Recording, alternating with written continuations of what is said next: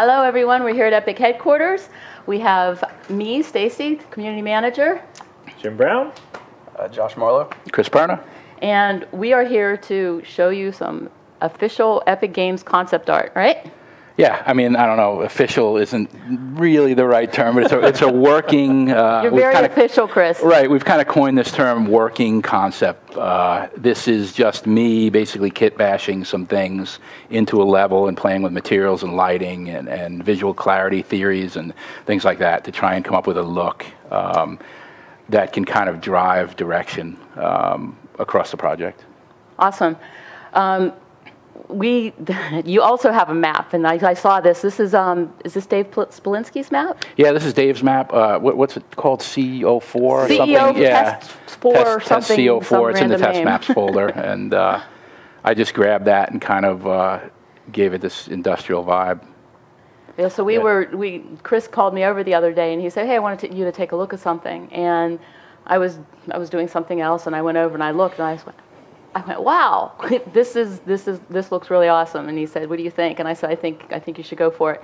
And he printed out a copy of it. So we will have this picture available for you to use for your desktop or whatever you want to do, or as for inspiration for what you're doing in the game. And Chris is actually going to give you the first look, and we are going to take a fly through the map, maybe? Sure. Yeah. Okay.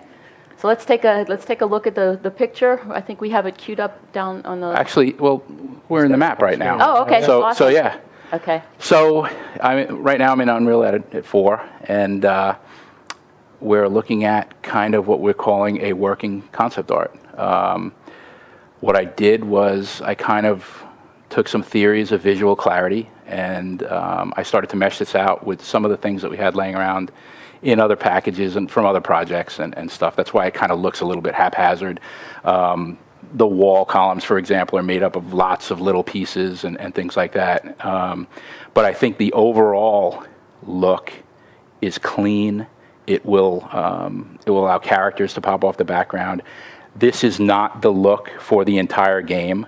What I'm hoping to do is the quality of this. I'm hoping to have to pick up through the game, where the lighting plays nice with the materials, and there's some color patches here and there. This, in my mind, represents kind of the sci-fi industrial look. We could go grimier with this, but when we talk about visual clarity and things like that, I think this kind of thing hits that mark. We've got some details, so it's not completely stark. You can see some areas that I haven't really gone over yet, some of the BSP stuff.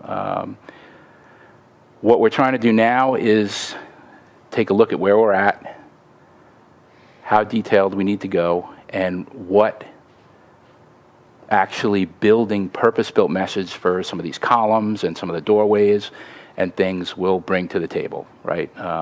This kind of defines a certain look.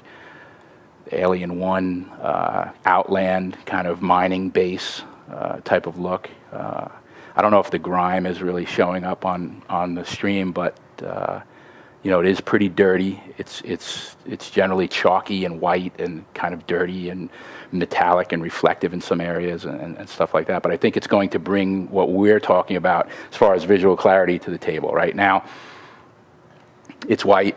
It doesn't have to be. We can change the colors, and I'm sure we're going to have a multitude of colors.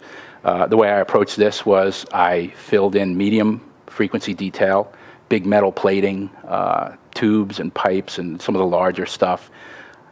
On top of that, I started to lay in high frequency detail, little fiddly fuse boxes and antennas and pipes and things like that. Those things give scale to the environment. And then on top of that, we started to layer in some color and some decals and some lighting. I think the overall impression is pretty cool. And overall, this is, to me, Unreal, and the entire franchise has always been, I used to use this term a lot, a Tim Burton Batman type of caricature of itself, right? And where I'd like to go with the new franchise is more of a Chris Nolan kind of Batman Begins.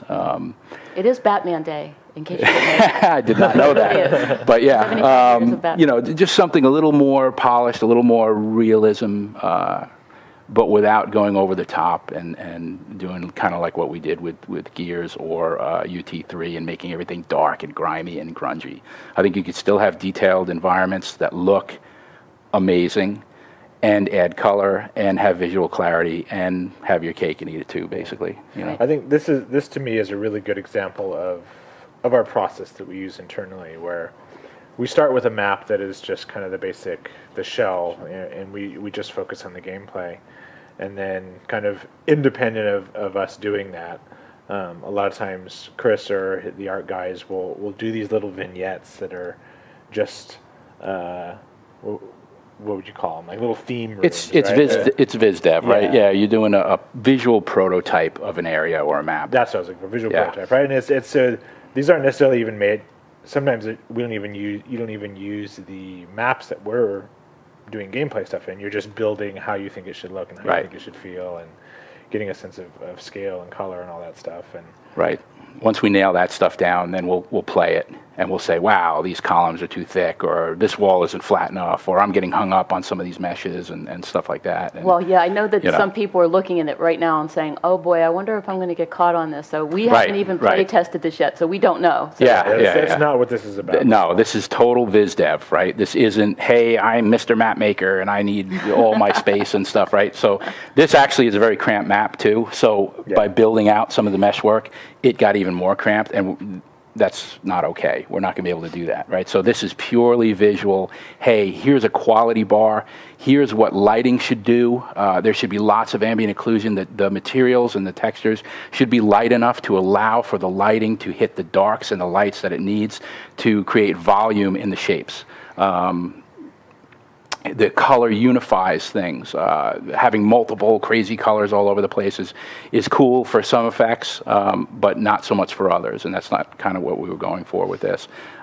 This could evolve into more of like a Leandri mining colony on an asteroid, right? And the skybox turns into space, and there's a giant tractor beam in the middle of the map flying up and into a cracked asteroid, mining ore, right, magnetically or something down into the facility, and that gives it a sense of place. This is the first step. This is, hey, you know, what is the overall visual identity of this visual clarity idea that we have? You know? Well, this is a big step, because this is what everybody's been really asking is, what should I make my map look like? Where should I begin? And this is the really nice beginning. Right, and I hope it inspires some people, right? I mean, there was a lot of questions about white things and it being trendy and this, that, and the other thing, and I think this isn't that clean, reflective white that's been flying around. It's got some grime, it's got some wear to it. For me, it feels really good with the lighting, and we'll be playing around with other things too. We're obviously not going to be able to do a castle like this or some of the other tech areas. We actually have some darker stuff that Rick Kohler's been playing around with. Leandri, you know, that looks fantastic as well. Yes. And remember the castles and alley stuff. So the answer to a lot of those questions, and I've read through some of the ones we're going to ask today, is UT is an evolving thing, and it's an all-encompassing thing. There are many different environments in UT, and there's going to be different colors and different environments, but what this does is it gives you maybe a quality bar. Hey, all those different things need to have a lighting quality and a mood about them that feels like this, that gives you the feeling of this.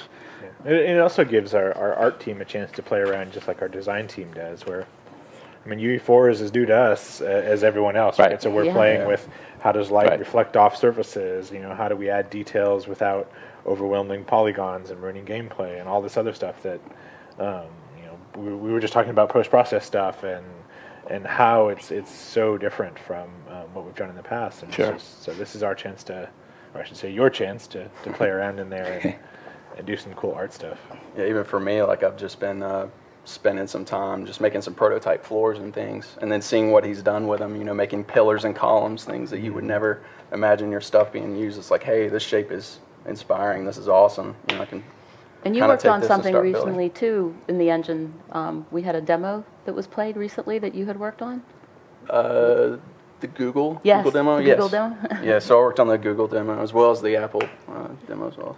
So one of the other things about detail levels and stuff, if you notice in some of these hallways, I tried to keep details concentrated around doorways and above you, and the floors and the play areas are nice and neat.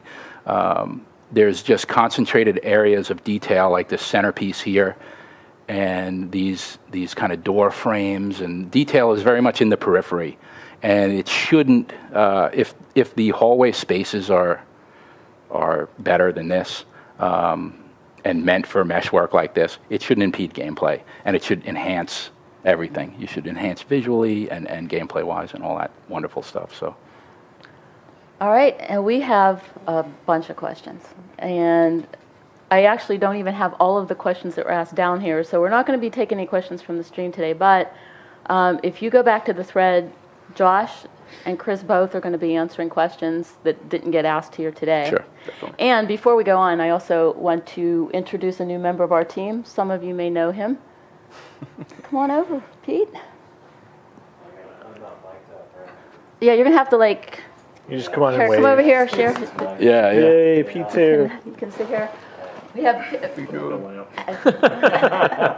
we have Pete Nepley here. He's a gameplay programmer, right? Yeah, I'm. Go ahead. Do I need to wear it, the special one? I'm going to be doing some of the gameplay programming along with Matt Alpy and Joe Wilcox. I did a lot of the multiplayer on Gears, and I'll be doing some of the multiplayer kind of spectator mode stuff for UT. So I'm super excited. I started on Monday. I can't wait to keep going. Thanks, and we're very happy to have Pete with us. Yes, Up we close are. and personal.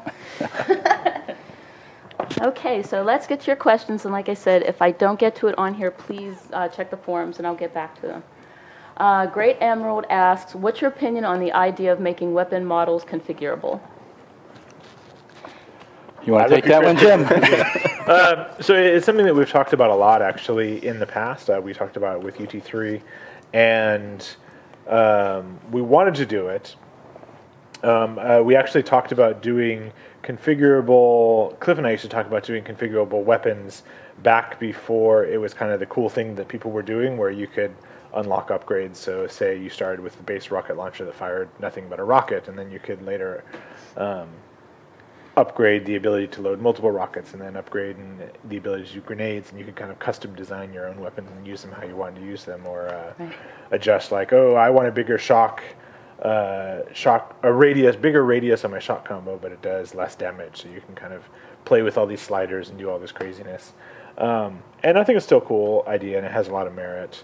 That said, visually, I don't know what we want to do in terms of customization. There's a lot that's recognizable about UT's weapons, and that's kind of the core of the game. So we're a little hesitant to mess with that. Yeah, I mean, it's going to be a fine line with that stuff. So yeah, it's hard because UT is all about, I see somebody coming with a rocket launcher, and I know exactly what they're capable of with that rocket launcher. And when those variables start to move in weird directions where you don't know what you're running into, it can be problematic, especially for kind of high-end competitive play.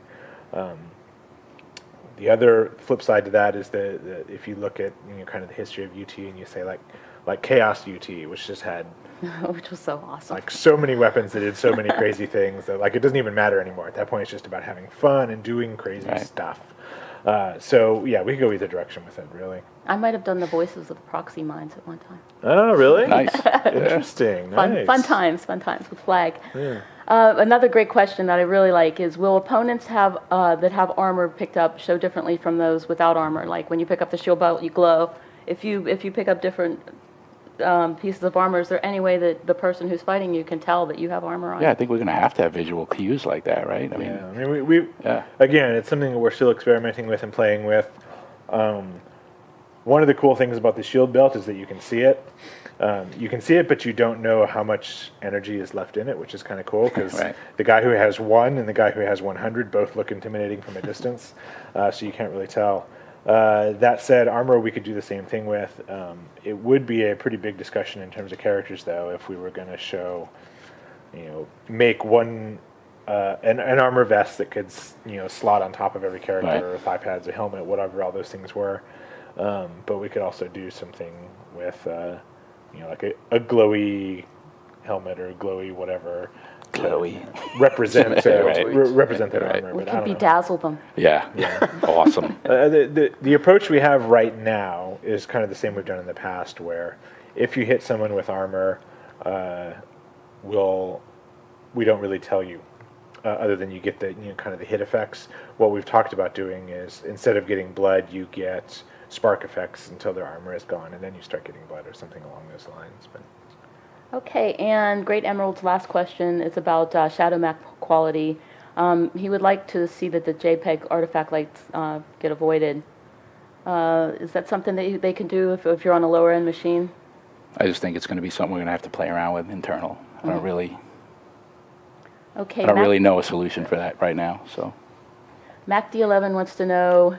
He doesn't want to sound like he's being critical, but could we lead the art style in a way that is not the other extreme compared to UT3? So basically, this is what we were just talking about. He doesn't want it to be real white and glowy, and right, as opposed to real dark. So right, and I think one of the things that we didn't do with this map that I just showed was start to layer in decals that some of the overlay decals like grunge and streaks and bird poop and stuff like that. just some of the stuff that makes it realistic and gives it a real sense of place and anchors the visuals. So that stuff's coming. We're going to start playing around with how grungy we should be. My guess is that it'll never be UT3 grunge, but it'll be a little grungier than what we've seen. Just to add a little bit more of that punch. Realism, yeah, totally.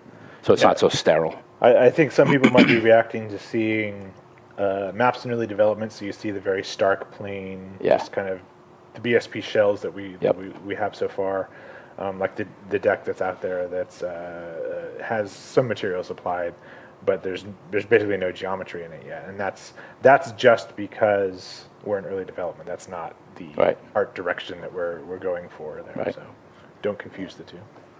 With regards to environment, now that we have such a powerful engine and lighting effects, do we expect problems to be able to see the players at all? No, I don't think so at all. I think we're going to have to just experiment with that stuff. In the past, we had problems seeing the players because the players were as detailed as the environments and they were lit in the same way and stuff. Now, we will still have detailed characters and detailed environments to an extent, but we have lots more tricks with lighting and post-process and things like that to allow those characters. And we're very much aware of a visual clarity and a clarity of experience for the player. So we will be very much concentrating on that stuff and working to make sure those characters are really pop, since that's most of the experience in the game. Yeah. Steve and I have talked a lot about there's such a call right now for bright skins from a lot of the really competitive community. And there's this almost kind of knee-jerk reaction in the other direction from the non-competitive players who don't want to be running around with glowy gummy bears. They actually want to see the characters. So some people want to hide in the dark spots and stuff like that. Actually use the shadows in a way that they're intended to be used. So what we're hoping for is that we can find a good balance where characters are visible, whether they have a separate post-process chain like Josh and I were talking about earlier, or rim shaders or different lighting rigs, or there's all these different things that we can do there, so that we don't have just pure straight glowing characters, that we have something that still looks good and feels right in the environment, but still maintains that level of visual quality. So it's a big challenge, but I think we'll get there. Okay, that was by Quillian, but I think I forgot to say that. I always screw this one up. Dementurge? Dementures? I thought you said something else.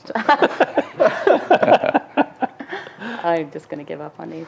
Can animations, particularly advanced movement animations like spinning, rolling, dodging, diving, I'm not sure if he's asking as the player or if you're looking at another player, but can they be made distinct and apparent? So like if somebody's dodging, can you tell that they're dodging? Or I was messing around on a map with Joe the other day, and he was dodging out of the way, and from his opinion, he just did a little dodge, but from mine, I could really tell that he moved. Right. So as far as dodging goes, yes, but I'm it's not just sure something we're going to have to play around with, right? Animation is one of the things I'd love to evolve with this game type, this type of gameplay, and it's hard because you're again, in a constant struggle of what looks good versus what's responsive, right? You need to turn on a dime. You need to, Right. 360 and 180 and double jump and twin, dodge jump and all that stuff.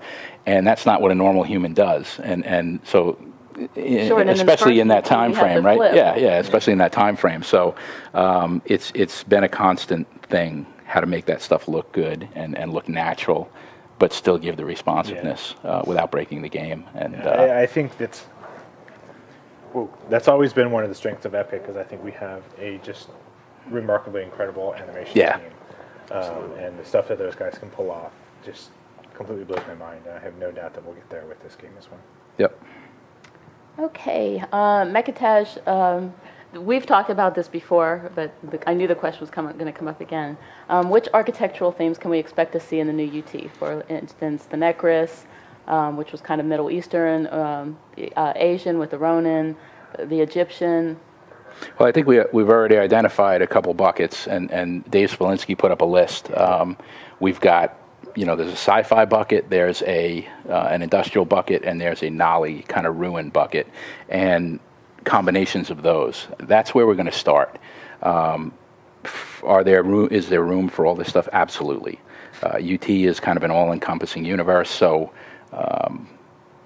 I think if someone wants to make an Egyptian map, it will get made. I can't believe right? he said it. So yeah, it's a lot of that stuff's going to be up to you guys, right? I mean, it's what do you want? What do you want to do? Let's do something fun, and if you make it and it's fun, then it's going to be awesome.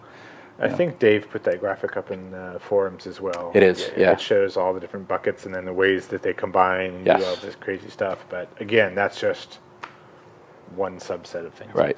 That's kind of where we wanted to start. We wanted to really define what are the buckets that make UT, and then move on from there. And then UT is defined by different buckets for different people, but for us, the core of UT was pretty much those buckets. Yep.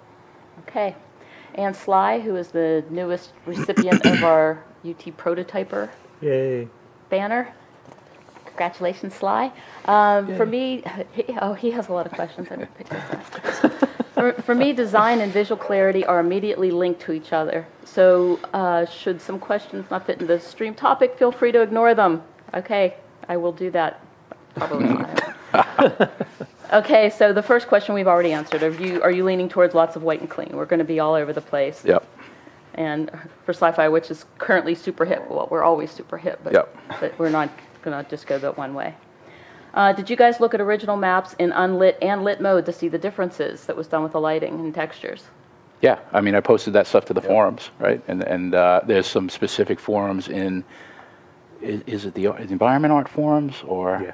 I think it's in the Environment Art forums where I took all three games and I posted lit and unlit versions, screenshots comparing, density of detail and mesh work and texture and shader work and lighting and stuff like that. And it was really good to see all three games side by side. It was like all three had deck, and I chose levels that were in all three games too. So deck was one of them, and I had a shot from 99 deck, 2004 deck or whatever, and UT3 deck, and you could see the stark contrast between UT3 and how far we swung into the dark and dreary and mucky stuff, which at the time felt like it was okay, but. And a lot of that was lighting, a lot of it was post-process, a lot of it was material, texture, the texture work too. It was a lot of different aspects there. So. And we were learning, we were learning the tech, right? And so it was new. We were doing gears, and I was winning all kinds of awards for visual quality and stuff. And so naturally we'll take it and we'll do this, And it wasn't a good fit in hindsight, but everybody knows everything in hindsight. So yeah. And the lighting now is amazing. You can make a map look completely different just with lighting now. Yes. Yeah. Absolutely. What do you consider more important, the original themes or modern themes? So you more of a Nally guy, or you more something like this now? I like them all. I think they can all be fantastic, right? I am a dark hardcore guy, and I like the dungeons and stuff like that. But I find beauty in for example, the level I showed. I like it all. Good art is good art, right? I mean, it's all good. I'm not sure about this one, but I'm going to ask it anyway. So, does anybody know why UT 2004 was a little bit more brightly colored in comic than other games in the past?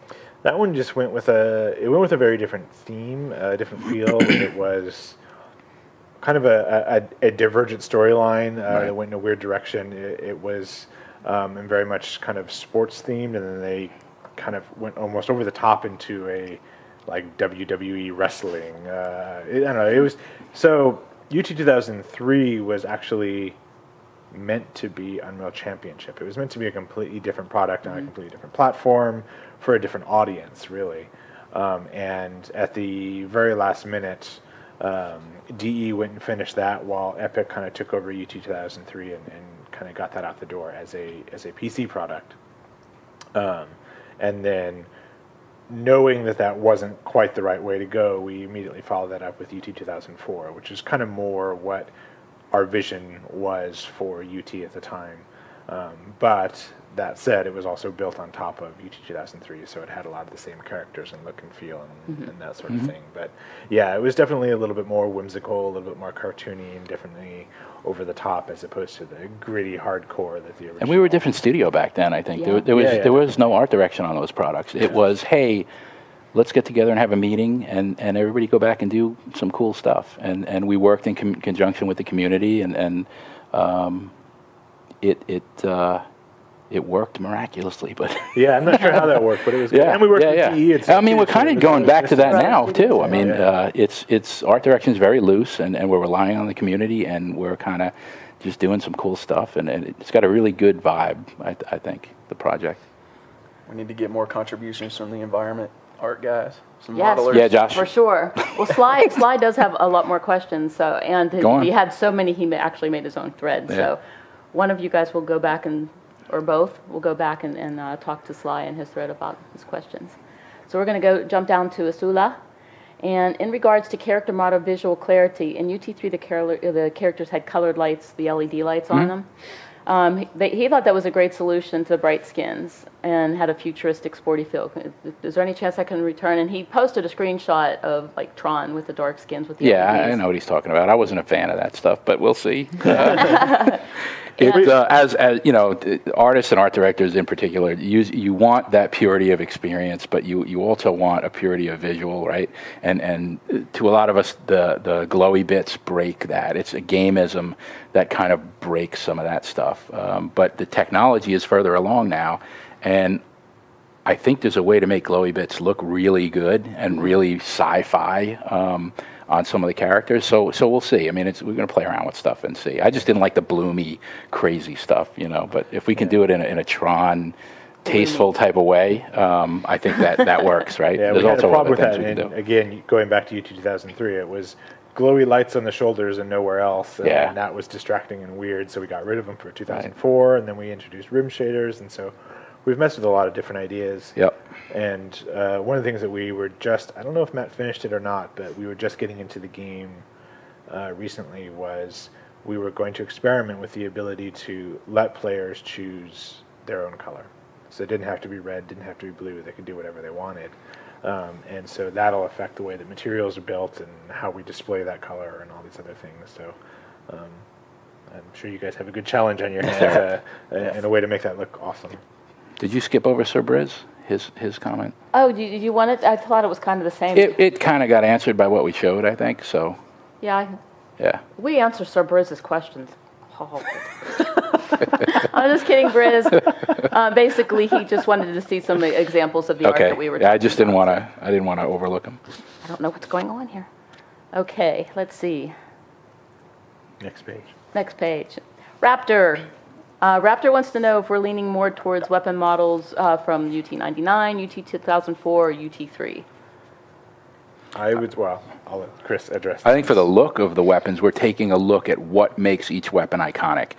For example, a flat cannon. What is when you think of a flat cannon, what is it?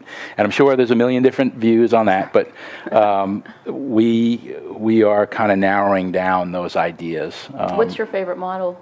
My favorite model is I think it's the 2004 model. It's not the UT3 model. I think that one looks, it's just, Go ahead, say it. it's odd. It's just odd looking. It looks like a flower on the end or something weird. And I know it's supposed to be a cool mining equipment thing, but for me, weapons should be tapered, and that's your way to touch the world, and it brings you into the world when you're running around in perspective. And that thing just kind of blossoms out like a cherry tree, and you just kind of, it's like a pom-pom that you're running around with. And it always just kind of bothered me a little bit, the design of that one. So I would kind of change that. I think the UT3 Enforcer needs to be a little beefier. It feels a little pew-pew to me. We've had a lot of good submissions, too. The Unreal Enforcer seemed a lot better, a lot chunkier, Yeah. and so I don't know. We'll see. I think we're gonna, like I said, we'll look at all the iconic weapons and figure out what's right. But are there any? There were a few of the weapon concepts that we've seen that we've kind of liked too, right? The shock Yes, rifle. the shock rifle was one of the ones that I thought was pretty cool. Send more in. We'd like to see Yeah. some ideas on what you guys want and what you Right. guys think they should look like. Pom-pom mod. No. No pom-pom. Okay. Pom-pom gun, it shoots pom-pom. There we go. This is a long one. This is from that was Raptor. I said that. This is from Valius. This isn't quite a visual clarity question, but more art direction and design. Chris mentioned previously that he hoped to see multiple skeletons in the game eventually. Does that indicate there will be space for multiple sizes of player models as well, or should character models be planned around the general size of the demo characters in Malcolm? No, I wanted to see skeletons hanging on the walls. No. Okay. Nally. I just meant, what I meant by that comment, I was thinking about the scar for that comment, and having a character with a tail, or I'm just totally drawing a blank on the other bestial race there. Oh, the Crawl? The Crawl, yeah, the Crawl. Having different skeletons for those type of things, or even like a badass Nolly running around with 4 arms or whatever, they would obviously need different skeletons. And so that's kind of when I meant that comment, that's kind of what I was talking about. Yeah. From a design perspective, at least right now, we want all of our characters to be the same size, just for scale and movement and all those other things. So, if you're going to make the giant character, nobody's going to play the giant character because they're going to be an easy target. Unless we start giving them more hit points, and then we start getting into this class-based system, that's a completely different game than what we're making right now. So. Doorways need to change. I mean, there's a lot of problems with level design that comes with different scaled characters and stuff too. So it affects everything. So what about one of my favorite subjects, character customization? Have we thought at all about that? Is that going to be something that we even look at? I don't know. I mean, we haven't thought about it. We're just worried about getting characters in there and getting character models and stuff right now. So, well, I remember somebody said that they did want to work on some type of, just being able to change colors and stuff like that. Right. It would be fantastic to do stuff like that. I'm not sure if they're. I imagine if there's a marketplace eventually for this, that it would be really cool to have different sets of armor and stuff for characters. That would be great. And it would be great if you could blueprint them into having. And this totally affects gameplay, so I don't know what I'm talking about, but having armor that has special abilities, special powers, I don't know what. But well, I mean, even sky's the limit on that stuff. If you guys want to do it. I like the idea of people being able to customize with, their own clan helmet, their that whatever, too. Yep. And like you said, or build instead of having to worry about build a whole character. I can just build boots, and then I can put those in the marketplace, and they'll become everybody's favorite boots, and I'll sell 5,000 copies of them. Whatever, I don't know, but. I like the idea of it. We just got to figure out a way to work it into whatever character system we come up with. Yeah. Okay. Let's see. To tie in some other questions, can you touch on how PBR material system can be used to aid visual clarity while maintaining a detailed environment? And how clear does not specifically mean simple or plain? That's a Josh question. It just depends on how you want to build your materials, how you want things to look.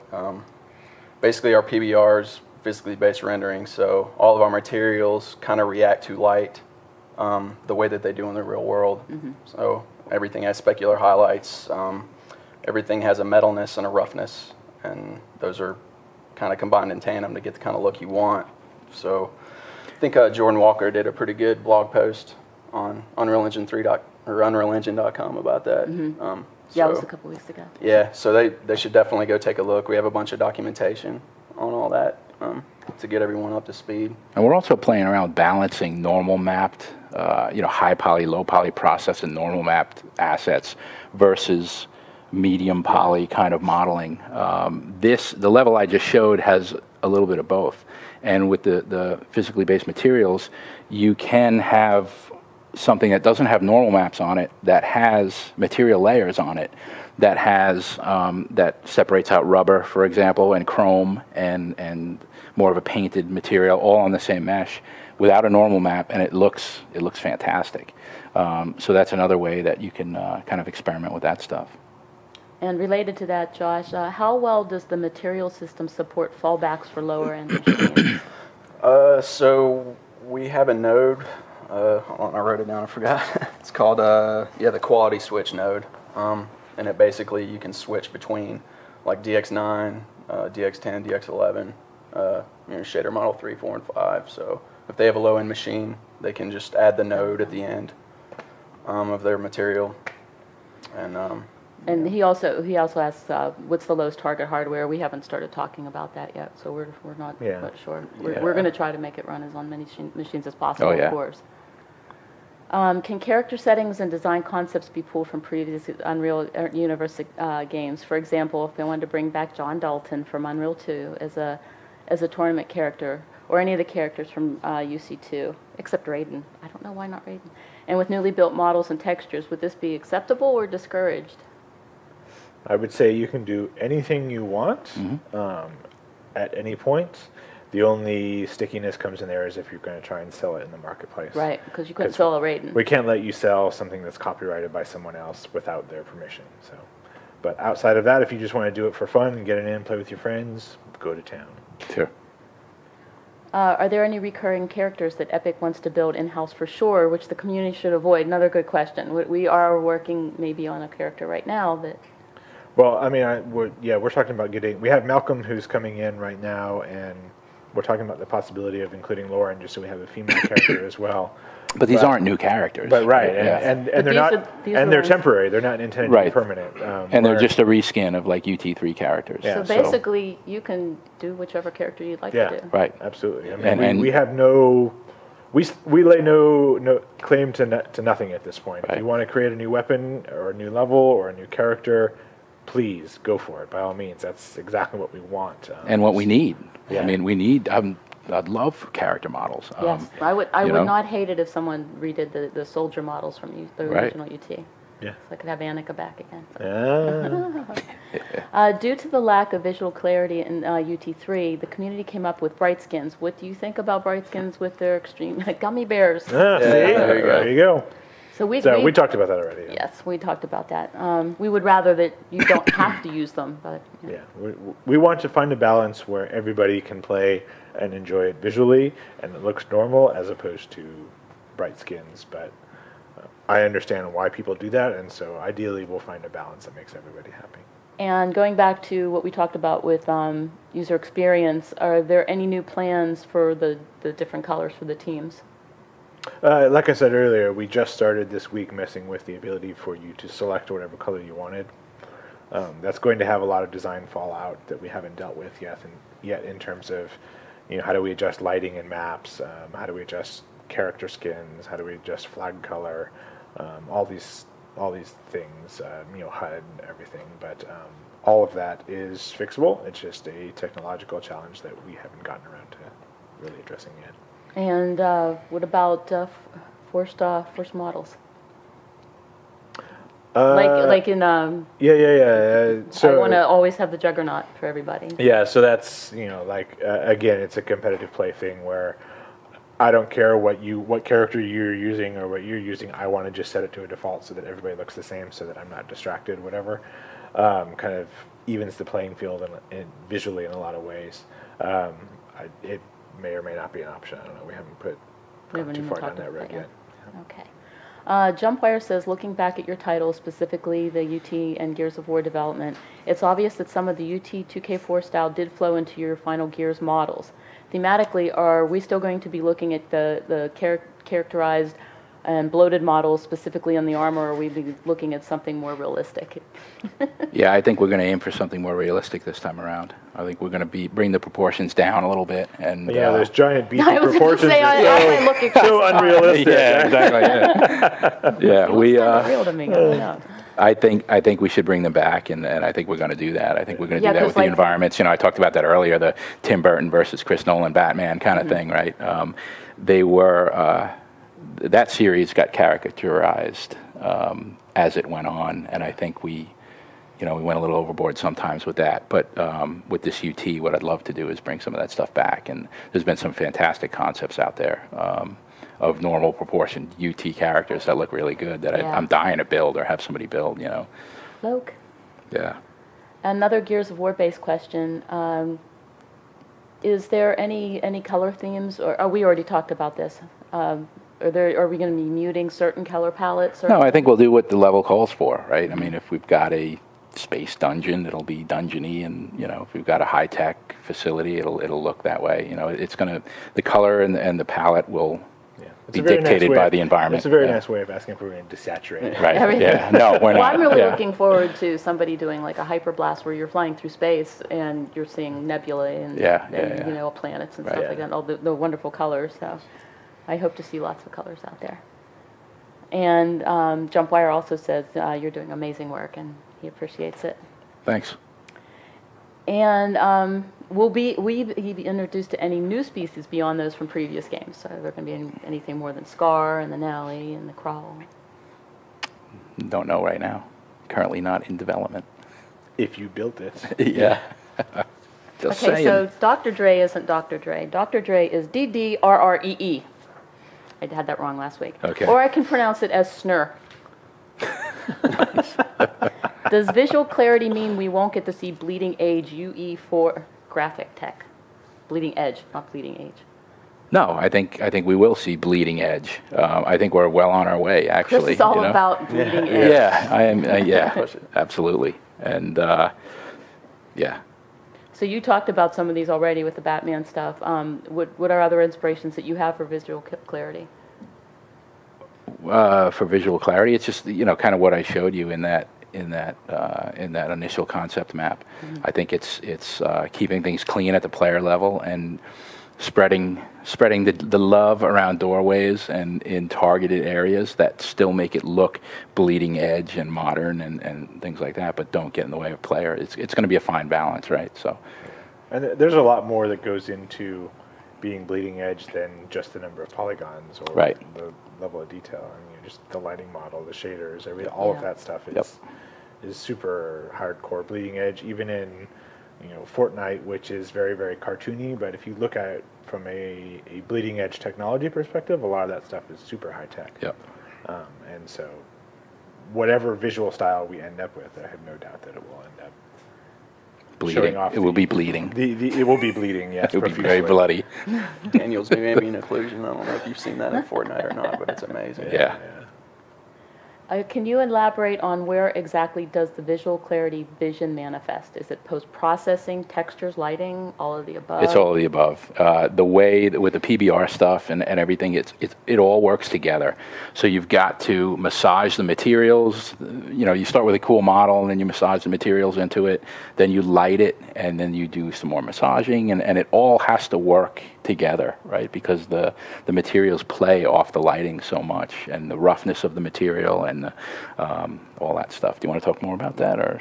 I mean, that kind of hits it on the head, right? Yeah, I can point people to, there's a company called Don't Nod, DONTNOD, and they did a visual breakout of how materials look at different points in UE4. So roughness, 0 all the way to 10, metalness, how they kind of play together. You should post that on the forums. Yeah. That'd be So pretty I'll- valuable, I think. I'll do that today Yeah. because it's an awesome article.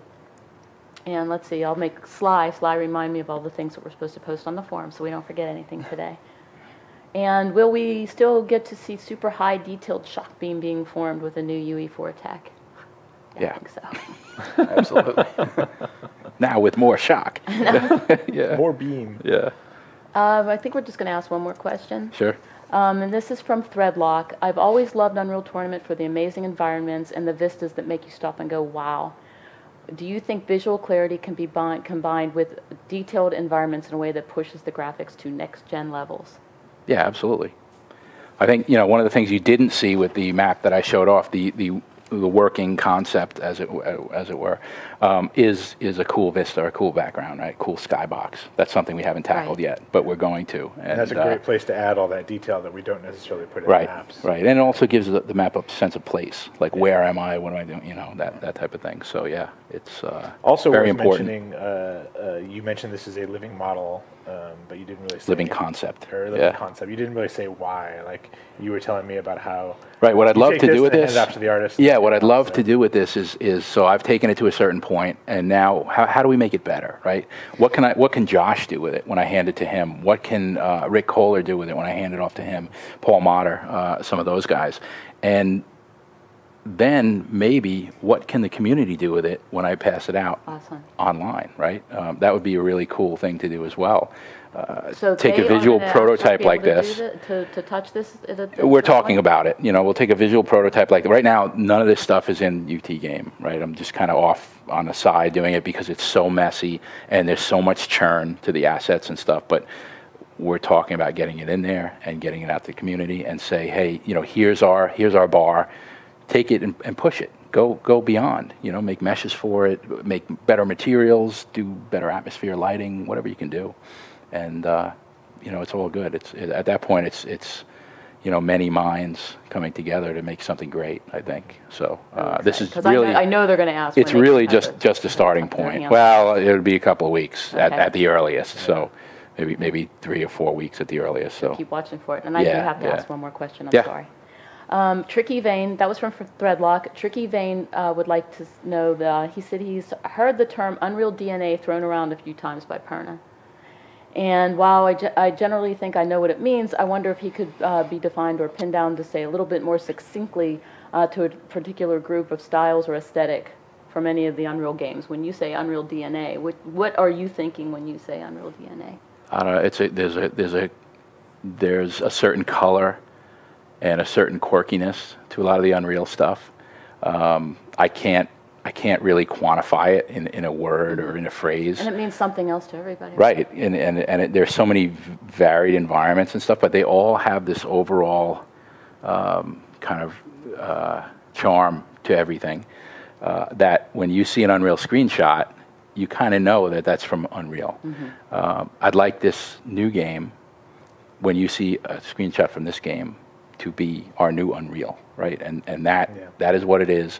And when I talk about some of the original DNA, I talk about, hey, let's not take the shock rifle and make it a crazy whip or something. Let's not kill all the original work that was done. Let's build on top of that and enhance it and bring it to life in a modern way that our new technology allows.